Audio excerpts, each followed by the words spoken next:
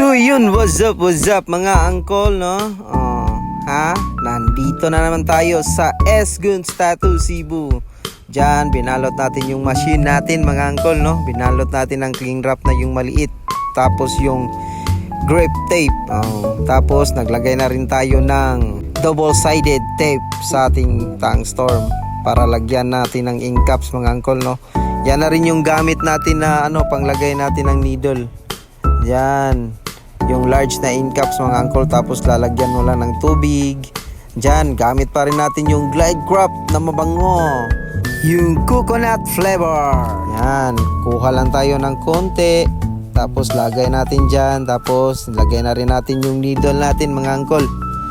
Yan, tatlo lang gagamitin natin na needle, yung shader at saka liner, dalawang liner mga uncle, no?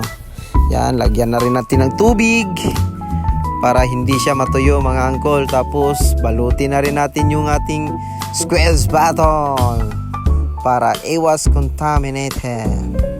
Yan yung design natin, parang half moon na mandala mga uncle ba.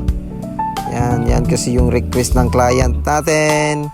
Nakita lang daw niya sa Google, tapos sinerevive ko na lang para hindi siya ma-deform sa kanyang balat.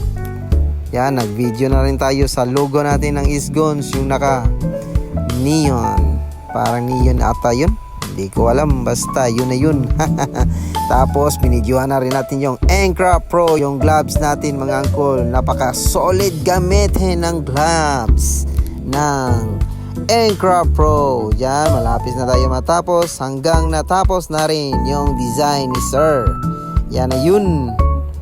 Yan ang kalalabasan. Salamat sa gustong magpatato, message lang S-Guns Tattoo Cebu or JX Tattoo. Salamat sa panonood. Bye bye mama, chup chup, love you. Mwah.